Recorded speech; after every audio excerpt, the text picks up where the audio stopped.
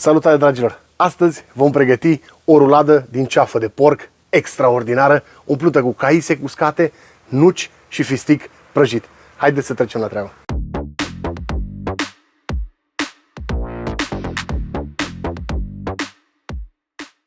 Ceafa noastră, am deschis-o. Ceafa este o carne extraordinară, are o distribuție foarte bună, grăsime cu carne macră.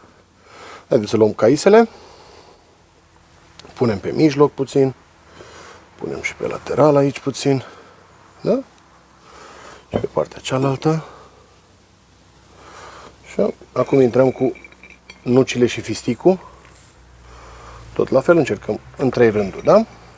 Miros extraordinar nucile și fisticul prăjit, proaspăt prăjite. Ce aromă! Perfect. Un pic de praf de usturoi, un pic de boia afumată, sare,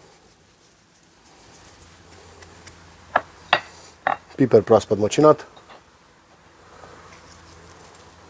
mai punem un pic de sare, perfect, puțin ulei de măsline,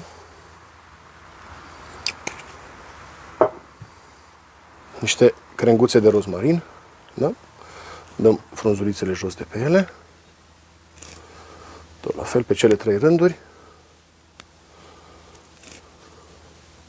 Perfect.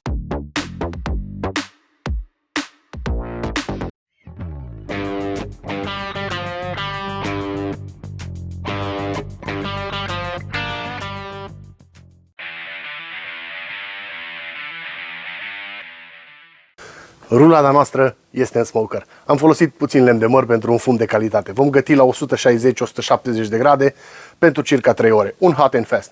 Sau până atingem o temperatură internă de minim 65 de grade. Sănătate!